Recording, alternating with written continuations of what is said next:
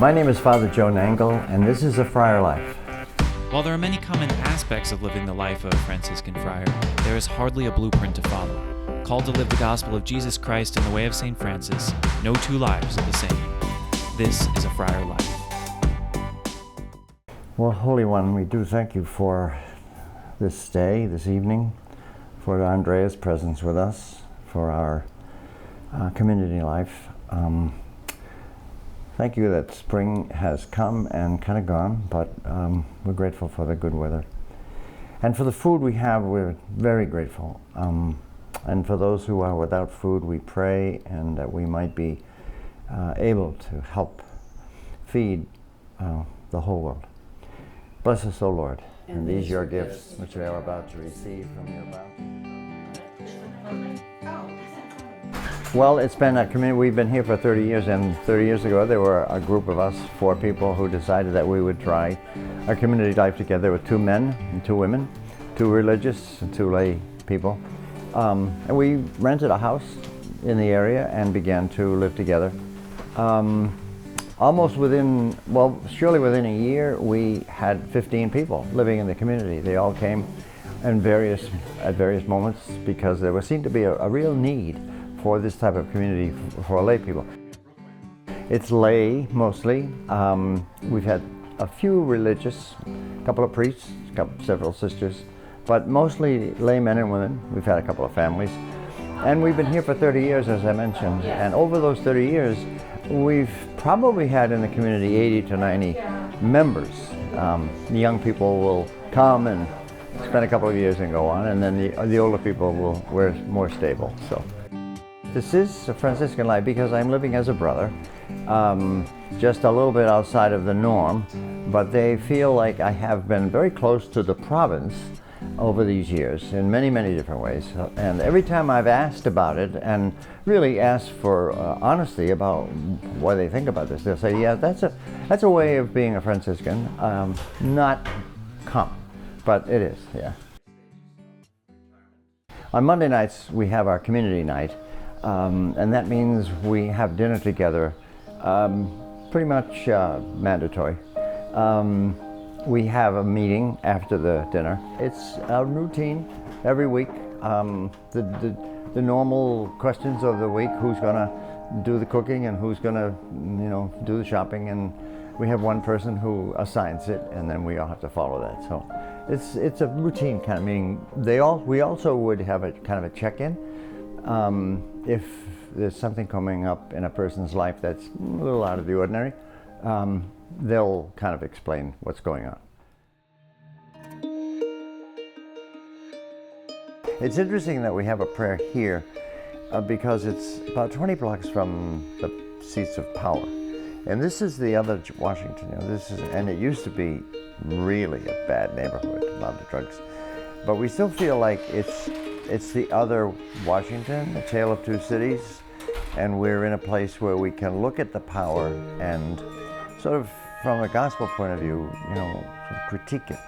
From the very beginning, first day we moved in, the 4 original founders began to pray in the morning every day. So there's something going on every single morning. Sometimes it's very quiet, it's almost like a Quaker meeting. Other times it's pretty good, and it's always a combination between some of the world problems or the larger problems, even city problems, and our own personal needs and the intentions that we've had. Let your face shine on me. O Lord, let your face shine on me. Your decrees are wonderful, therefore my soul keeps them. The unfolding of your words gives light, it imparts understanding to the simple. Lord, let your face shine on me. Franciscan prayer is very personal, and it's very spontaneous. There's no kind of right way to do it. And I think that's just a real Franciscan gift, that we are who we are, and we don't try to be somebody else. And that spills over into our prayer. We almost just stand before God and say, Lord, here it is. This is me. And I think that's a great gift that Franciscans bring to everything.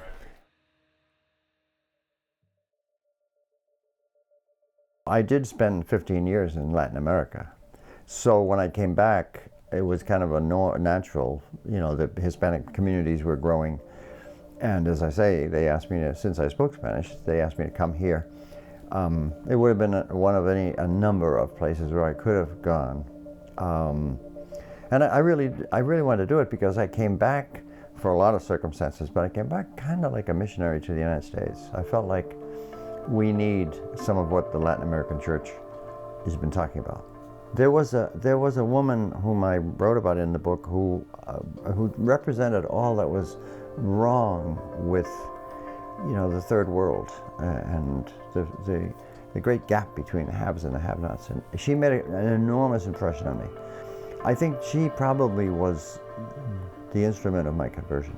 When I saw life through her eyes, I realized that this world is not the way it ought to be, and people like her need to be liberated, really, from all kinds of. She was a very, very poor Indian person in Peru, and I got to know her fairly well.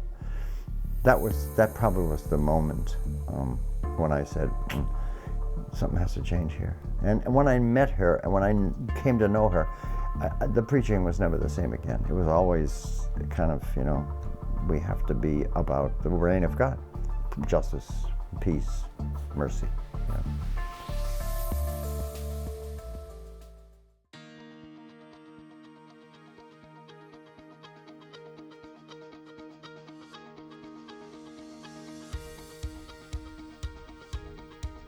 When you think about what it means to come to the table and receive the bread of life in equal portions, doesn't that say something about the inequality that we have in our world? And then, of course, the whole underpinning of the liturgy, that he died because he was a threat to the status quo. John's Gospel towards the end of Lent says, it's better for one man to die than the whole nation perish. He was a threat. He was practicing and preaching justice, and so when we celebrate his dying and rising, we're celebrating the fact that he stood over against the injustices of his time, and we're called to do the same. For me, I think what justice looks like is when people who are good Christian, practicing Catholics, when they begin to say, so how does my profession affect the poor? If I'm a lawyer, for example, am I supporting a system of injustice in practicing my profession? Or have I put myself on the side of the poor to question the injustices around, and so forth?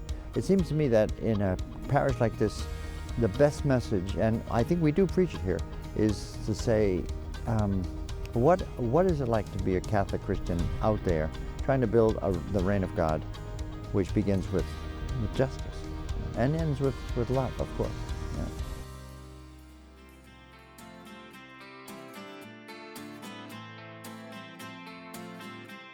Well, we had a very lovely lunch at one of the parishioners' homes. The point, though, of it is you get to know your parishioners very well, and they get to know you.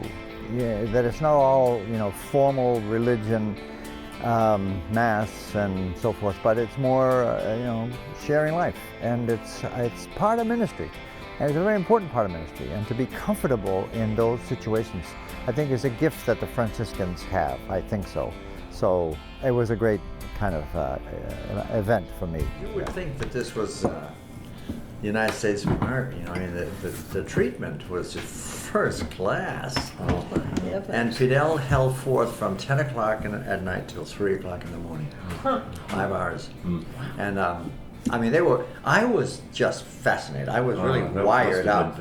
So he looked at me, I was in a Roman column, and he said to me, somehow he figured out I knew Spanish, but he says to me in Spanish, do you know Gustavo Gutierrez? And I said, well, yeah, I do. You know Leonardo Boff? I said, yeah. Do you know Hermano, what they call him, Beto, the Dominican that was a big friend of his? I said, well, I've never met him, but I've heard of him. He said, I'm reading everything I get my hands on in liberation theology. He said, it's fabulous. And then he said, and he would pronounce, you know. Yeah. I have to say that the best work being done in Latin America is being done by Catholic nuns. He just said that? He said it. I heard him. Oh my gosh. Yeah, fascinating guy. Well, I guess we do have a gift as Franciscans, partly because we are a brotherhood. So no one can sort of become more than he is. It's just kind of a leveling process to be a friar minor and be a brother. So the whole point is that our manner of being is I think, I hope, is very relational. We kind of do well with people generally, and you notice it with with our brothers. They're easy with people, and and that makes them very attractive. So I just love the fact that I'm part of this as a friar, and that we can be relational, and it's part of our charism. It's part of who we are. I often think that I would be a friar if I was lucky enough to begin all over again. This is what I would choose. If the life is for you, it's a very fulfilling life in many, many ways.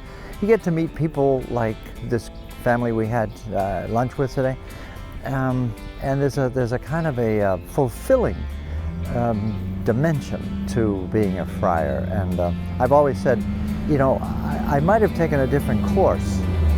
When you're young, you have a lot of options ahead of you, and God was good and kind of introducing me and guiding me to this life. And I wasn't sure I was meant for it when I started, but when looking back, I think it's been about the best life that I could have chosen, and I would do it again. So.